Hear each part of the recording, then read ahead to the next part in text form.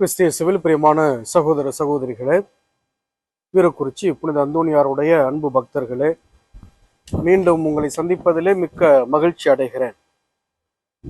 பொதுக்காலம் 5ஆம் வாரம் திங்கட்கிழமை. இன்று நமக்கு தரப்பட்டிருக்கிற நற்செய்தி மார்க் நற்செய்தி 6வது அதிகாரம் திருவசனங்கள் 53 முதல் 56 முடிய. இயேசுவுக்கு எத்தனையோ அடைமொழிகள் இருக்கிறது. கடந்த பதிவில் கூட சொல்லியிருப்பேன். அன்புள்ளவர், பாசம் உள்ளவர், இரக்கம் உள்ளவர், மன்னிப்பு அளிப்பவர், இப்படியெல்லாம் இருக்கு.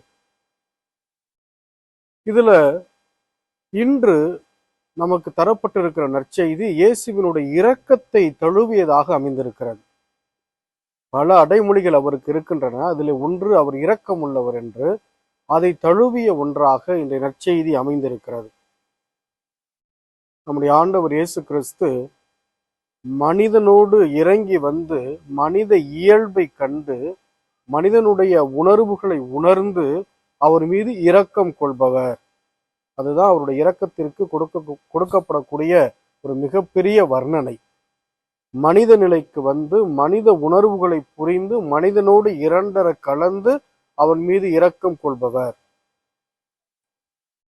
ஒரு இறையியல் அறிஞர் மிக அழகாக சொல்லுவார், இந்த உலகம் ஏதோ ஒன்றுக்காக இயங்கிக் கொண்டிருக்கிறது என்று சொன்னால் அது ஒன்றே ஒன்றாகத்தான் இருக்க முடியும். அது கடவுளுடைய இரக்கம்.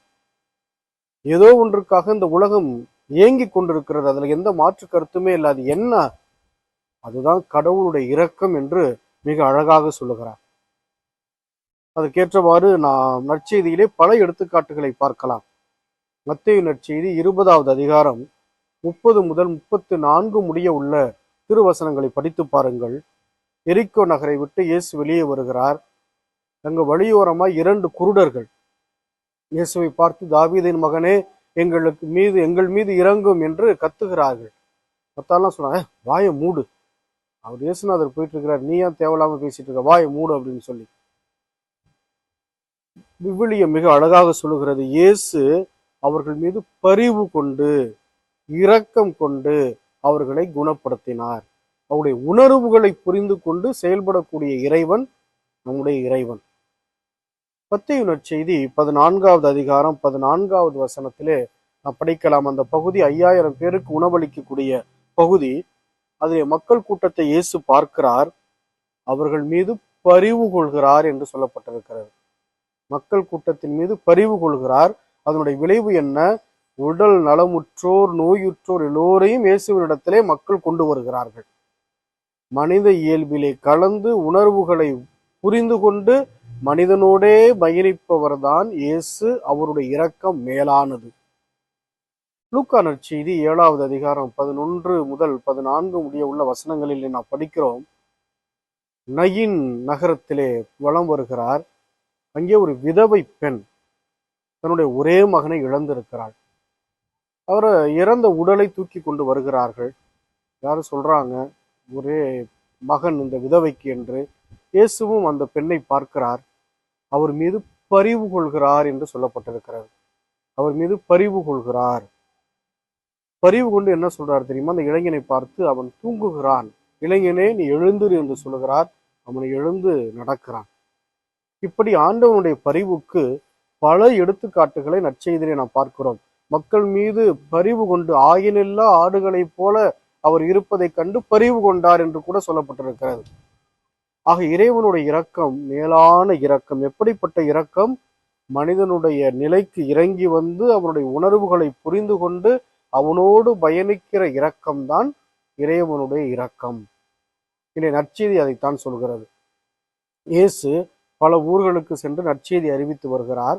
எங்கெல்லாம் செல்கிறாரோ அங்கெல்லாம் மக்கள் நோயுற்றோரை, பேய் பிடித்தவர்களை எல்லாம் அழைத்து வருகிறார்கள், அவரிடத்திலே கொண்டு வருகிறார்கள். அவர்கள் மீது பரிவு கொண்டு அவர்களை குணப்படுத்துகிறார். இயேசுனுடைய இரக்கத்தை பாருங்கள் அன்புமிக்க சகோதர சகோதரிகளே. ஒருவன் தேவையில் இருக்கிறான், ஒருவன் உண்மையிலேயே ஆண்டவனுடைய அன்பிற்காக இயங்குகிறான், பார்வைக்காக இயங்குகிறான், வாழ்க்கையினுடைய தரத்திற்காக இயங்குகிறான், உயர்வுக்காக இயங்குகிறான் என்கிற பொழுது இயேசு அவர்கள் மீது இரக்கம் கொள்கிறார், அவர்கள் மீது பரிவு கொள்கிறார். அதுதான் திருப்பாடல் 145 திருவசனம் 8 நாம் படிக்கிறோம். ஆண்டவர் இரக்கமும் கனிவும் உள்ளவர். ஆண்டவர் இரக்கமும் கனிவும் உள்ளவர். எளிதில் சினம் கொள்ளாதவர், மாறாக இவர் பேரன்பு கொண்டவர். எனவே அன்புக்குரிய சகோதர சகோதரிகளே, இந்த நாளிலே இறைவனுடைய இரக்கத்தை நாம் உணர சிறப்பாக அழைக்கப்பட்டிருக்கிறோம்.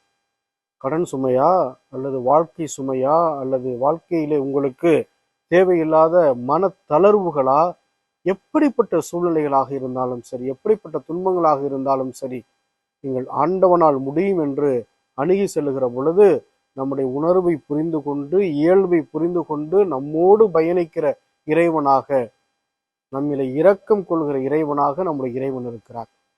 காரணம், அவர் பேரன்பு கொண்டவர். இந்த பேரன்பு கொண்ட இறைவனின் இரக்கத்தை உணர்வோம், இறைவனிடத்தில் ஜெபிப்போம். அவர் நம்மை வழி நடத்துவார், பரிவு கொள்வார், பாசம் கொள்வார், நம்மோடு பயணிப்பார். அத்தகைய துணிவோடு, இறைவனுடைய அருளோடு நம்முடைய வாழ்க்கை பயணத்தை தொடர்வோம். புனித அந்தோனியாரும் அதற்கான அருளை இறைவனிடத்திலிருந்து பெற்றுத் தருவார். வல்ல இறைவன் உங்களை நிறைவாக ஆசீர்வதிப்பாராக.